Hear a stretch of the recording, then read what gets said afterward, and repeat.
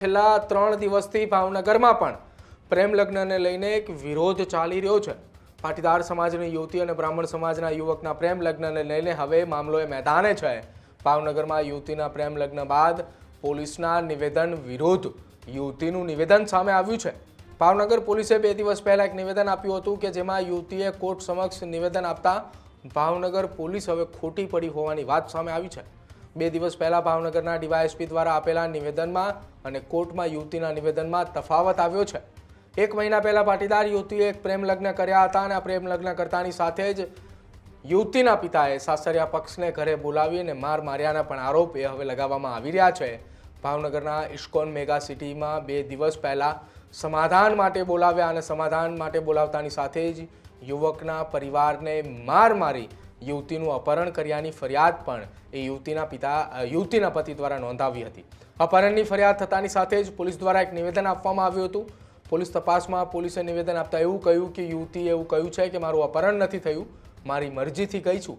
જો કે કોર્ટમાં યુવતીને ફિલ્મી ઢબે હાજર કરતા પતિ સાથે જવાની ઈચ્છા પણ વ્યક્ત કરી છે।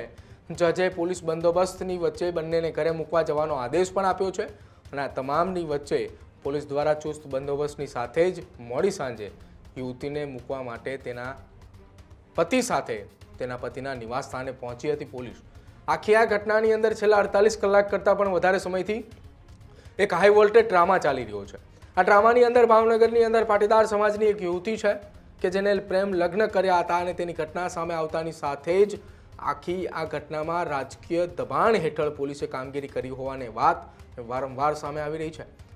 યુવકના પરિવાર દ્વારા એવા આરોપ લગાવવામાં આવી રહ્યા છે કે યુવતીના પિતા દ્વારા રાજકીય દબાણ ઊભું કરવામાં આવી રહ્યું છે, જેના કારણે અમને મારવામાં આવ્યો હતો। ગતરોજ કોર્ટની અંદર 11 વાગ્યાની આસપાસ સવારમાં યુવતીને હાજર કરવાની હતી, પરંતુ યુવતીને હાજર નહોતી કરવામાં આવી। કોર્ટ દ્વારા પોલીસને પૂછવામાં આવ્યું કે યુવતીને કેમ હાજર નથી કરવામાં આવતી, ત્યારે પોલીસે કહ્યું કે અત્યારે એ યુવતી અમને મળતી નથી। જો કે બરોબર તેના 1 દિવસ પહેલાં એટલે કે આજથી 2 દિવસ પહેલાં યુવતીનું એક નિવેદન પણ નોંધવામાં આવ્યું હતું, જેમાં યુવતીના નિવેદનને લઈને પોલીસે એવું કહ્યું હતું કે યુવતીએ એવું નિવેદન આપ્યું છે કે તેનું કોઈ અપહરણ થયું નથી। શું ભાવનગર પોલીસે કોઈના રાજકીય દબાણ હેઠળ કાર્યવાહી કરી હતી કે પછી કોઈ રાજકીય નેતાના દબાણ હેઠળ જ ભાવનગર પોલીસે પોતાનું નિવેદન આપ્યું હતું? સવાલ એટલા માટે ઉઠી રહ્યા છે કે કોર્ટની અંદર યુવતીએ કબૂલ કર્યું કે હું મારા પતિ સાથે જવા માંગી રહી છું અને આ એ શબ્દ બોલતાની સાથે જ કોર્ટ તરફથી એક ઓર્ડર આપવામાં આવ્યો કે યુવતી અને તેના પતિને પોલીસ પ્રોટેક્શન સાથે તેમના નિવાસ સ્થાને મૂકવામાં આવે।